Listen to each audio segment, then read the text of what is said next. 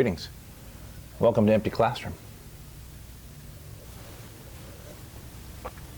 That's more like it. Let's talk about magic today.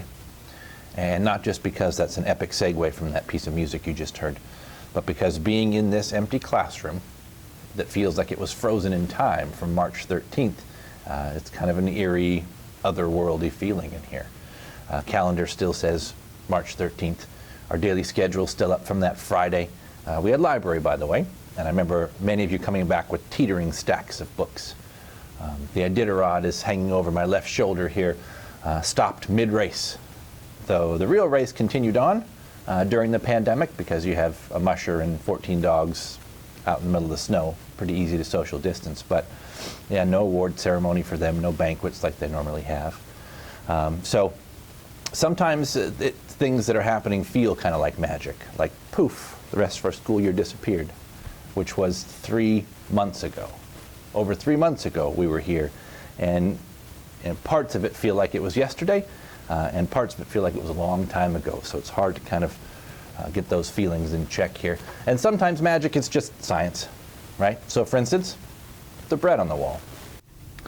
As far as the magic of the bread on the wall goes, everything in our February column here, totally clean. Don't get me wrong, it's stale. It's crispy, but it's clean, not a bit of mold. And it remains that the only two that have mold in either of the columns are from our original batch. From December 19th is when we put these in the bag. The one that has everyone touching it and the one that we washed, half of our class washed their hand. Or the science behind hurricanes. We know why they form, we know how they weaken, but at one point I'm sure it was pretty magical as to when it would start and when it might stop.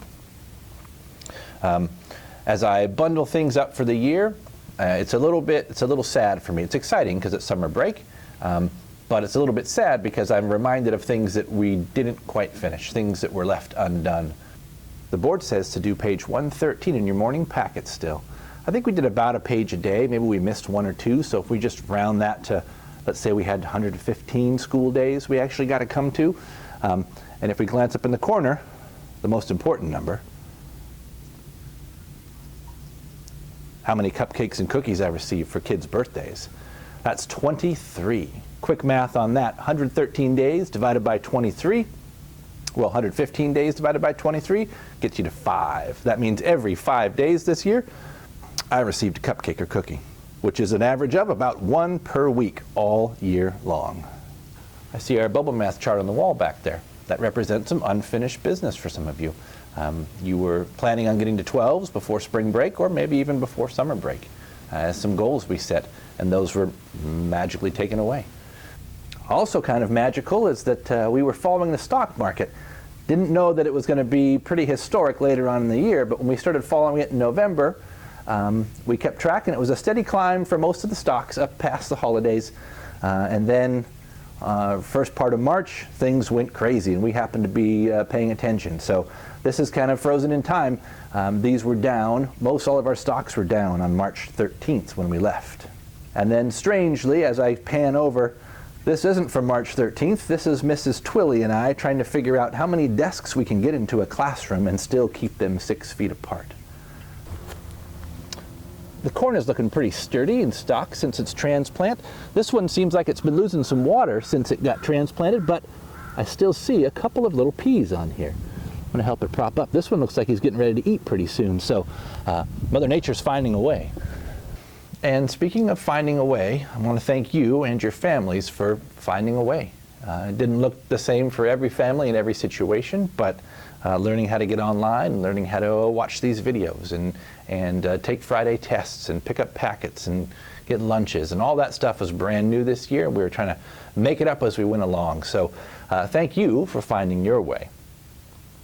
Next year is still very much up in the air. There are several ideas bouncing around, but I think that depending on what happens with the virus, then that will determine how much of you we can have in the building and how often. So my fingers are crossed that we have a nice safe summer and we take all the little steps it takes to get this behind us.